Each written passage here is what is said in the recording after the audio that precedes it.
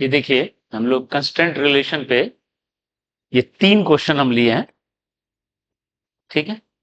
Constant relation पे ये तीनों क्वेश्चन को हम लोग सॉल्व करते हैं। पीवाईक्यू में आपको ऐसा क्वेश्चन मिल जाएगा। जैसे फर्स्ट देखिए क्या है, ऐसा पुल्ली ब्लॉक सिस्टम है,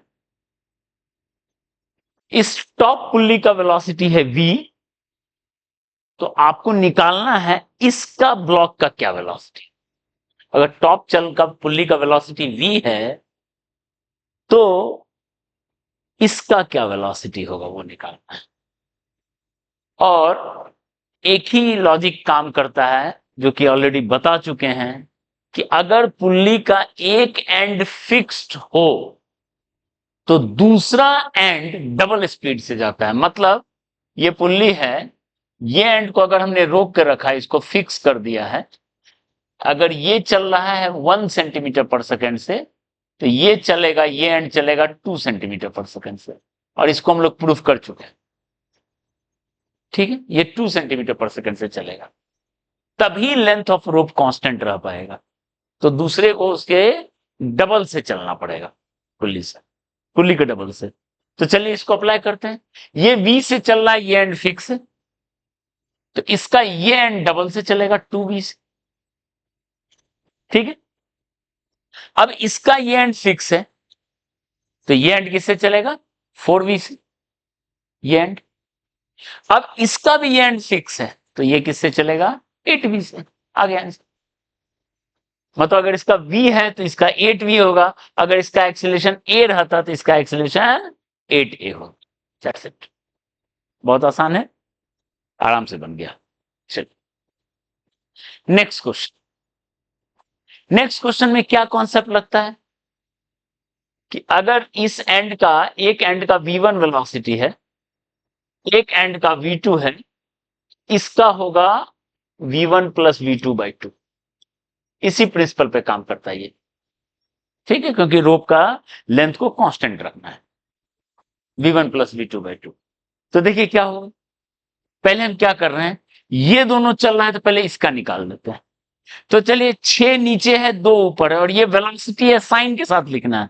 मतलब अगर हम नीचे को नेगेटिव मान लें, अगर हम नेगेटिव माने तो इसका v1 होगा -6, उसका v2 होगा 2/2 -4/2, दैट इज -2। -2 इज नेगेटिव, मतलब नेगेटिव को हमने नीचे लिया है, इसका मतलब ये चल रहा है 2 स्पीड से, इसका वेलोसिटी हो गया 2।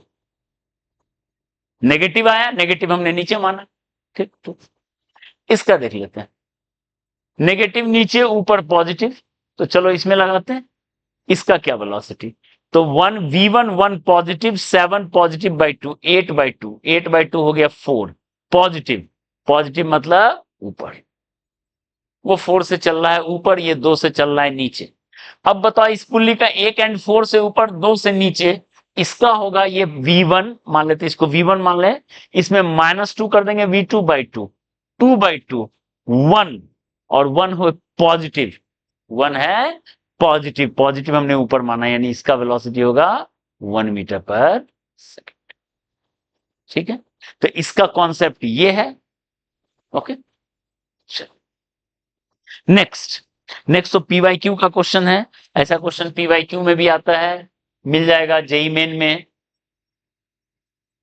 ठीक है, एचसी वर्मा में मिल जाएगा, बहुत कॉमन सा क्वेश्चन। देखिए पहली बात तो इसका और इसका एक्सीलरेशन का क्या रिलेशन है, relation between A1 and A2, एक। और सेकेंड क्वेश्चन है इसमें, value of A1 and A2, A1 A2 का क्या वैल्यू होगा वो निकालना है, ठीक है। क्या रिलेशन होगा और A1 A2 में क्या रिलेशन होगा। तो देखिए क्या करेंगे, ध्यान दीजिए, A1 है ये पुल्ली फिक्स है, तो फिक्स पुल्ली में आपको पता है जितना से आ रहा है उतना से इधर जाएगा, A1 से। ये फिक्स है तो जितना से आ रहा है उतना से जा रहा है, तो ये A1 हो गया, ठीक। ये एंड, अब इस पुल्ली का ये एंड A1 से आ रहा है, और ये एंड फिक्स है, यहां पुल्ली फिक्स है, यहां ये एंड फिक्स है। तो एंड फिक्स में क्या होता है, जितना पुल्ली चलता है उसका डबल वो चलता है, या जितना ये चलता है उसका हाफ ये चलता है, जितना एंड चलता है उसका हाफ चलता है पुल्ली। ठीक है, तो ये एंड चल रहा है A1 से तो उसका हाफ चलेगा, दैट इज A1/2। इसका होगा answer A2 equal to A1/2। तो ये हमने रिलेशन लिख दिया। तो ये तो रिलेशन हमने लिख दिया एक्सीलरेशन के बीच का रिलेशन।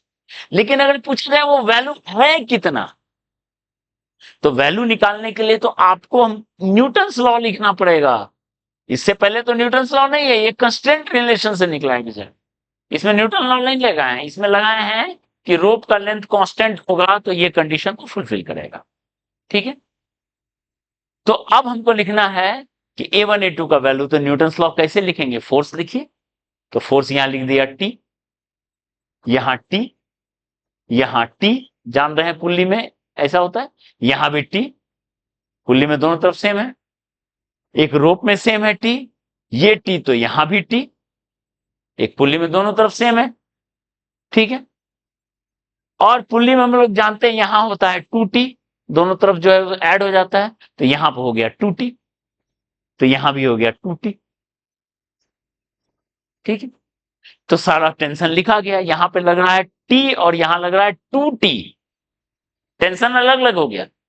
ठीक है, तो चलिए यहां के लिए 3 kg के लिए क्या लिखेंगे, ये T, ये 30, ये A1। 5 kg के लिए क्या लिखेंगे, 50, 2T, ये A2। ओके, इक्वेशन लिखना शुरू करते हैं। T माइनस 30, T ज्यादा होगा 30 कम होगा, T minus 30 equal to 3 into A1। ये हमने एज्यूम किया है, ऐसा सॉल्व करके देख लेते हैं पहले। उसका लिखेंगे 50 minus 2T, 50 minus 2T equal to 5A2। इसको हम 2 से मल्टीप्लाई कर देते हैं ताकि कैंसिल हो जाए, तो 2T minus 60 equal to 6A1। ये बन गया पहला इक्वेशन। पहला इक्वेशन को इतना बदल दिए। ठीक है, अब क्या करते हैं, दोनों को ऐड कर लेते हैं। 50 माइनस 60 माइनस 10 इक्वल टू होगा 6। एक मिनट, अच्छा A2 A1 है तो 5A2 plus 6A1 minus 10 equal to 5A2 का वैल्यू क्या लिखेंगे, A1/2, क्योंकि A1 चाहिए हमें, 6A2, 17A1/2, 12 5 17A1/2। A1 का वैल्यू मिला माइनस 20/17 और A2 का वैल्यू मिलेगा माइनस 10/17 एक्सीलरेशन, A1 A2 का वैल्यू।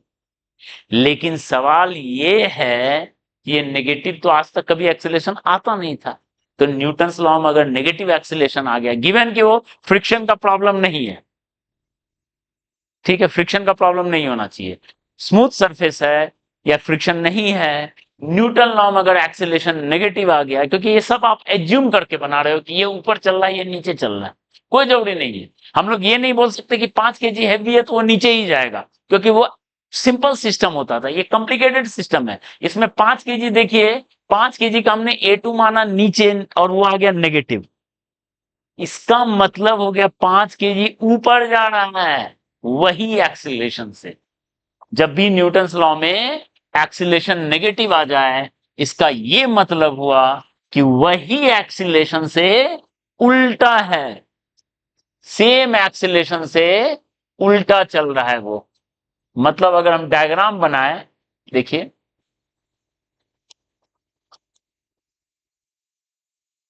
ये 5 ये 3, ठीक है, 5 kg को ये मान के चले हैवी है तो नीचे जाएगा, नहीं, यहां गलत हो गया। कॉम्प्लिकेटेड सिस्टम में कुछ भी हो सकता है, कॉम्प्लिकेटेड सिस्टम में आप एज्यूम कर दो कि एक तरफ चल रहा है और वो सॉल्व करो, अगर आपको वैल्यू पॉजिटिव आया तो यस आपका एजम्पशन एकदम राइट है। लेकिन अगर आपका वैल्यू नेगेटिव आया, इसका मतलब वो आपके एजम्पशन का उल्टा रिजल्ट है। जैसे हमने इसको माना था 5 kg हैवी है तो 5 kg नीचे जाएगा, और 3 kg लाइट है तो ऊपर जाएगा, लेकिन हो क्या गया, वो एक्सीलरेशन आ गया नेगेटिव, इसका मतलब वो नीचे नहीं जाके ऊपर जा रहा है, इसका वैल्यू हो गया कितना, 10/17 मीटर पर सेकेंड स्क्वायर, और इसका वैल्यू हो गया 20/17 मीटर पर सेकेंड स्क्वायर। तो हम एक्सीलरेशन का भी वैल्यू निकाल लिए। तो ध्यान रहे, जब भी न्यूटन्स लॉ में एक्सीलरेशन नेगेटिव आता है तो हम जो भी वैल्यू कैलकुलेट किए हैं उसका उल्टा होगा, और heavy block need not to go downward, कोई जरूरी नहीं है, वो ऊपर भी जा सकता है, डिपेंड करता है सिचुएशन कैसा है। ठीक है।